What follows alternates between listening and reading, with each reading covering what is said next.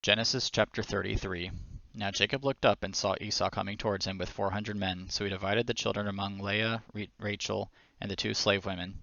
He put slaves and their children first, Leah and her children next, and Rachel and Joseph last.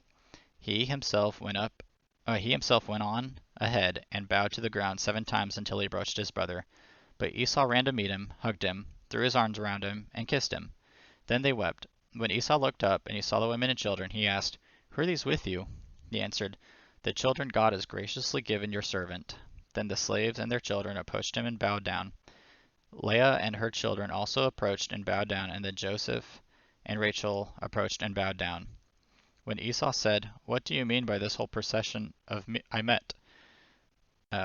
What do you mean by this whole procession I met?"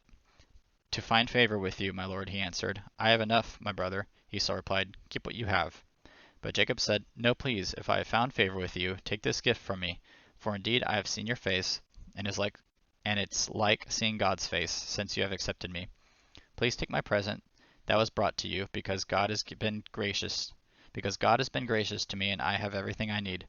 So Jacob urged him until he accepted. Then Esau said, "Let's move on, and I'll go ahead of you." Jacob replied, "My lord knows that the children are weak, and I have nursing flocks and herds. If they are driven hard for one day, the whole herd will die. Let my lord go ahead of his servant. I will continue on slowly at a pace suited to the livestock and the children until I come to my lord at Seir." Esau said, "Let me leave some of my people with you." But he replied, "Why do that? Please indulge me, my lord." That day Esau started on his way back to Seir, but Jacob went to Succoth. He built a house for himself and shelters for his livestock. That is why the place was called Succoth.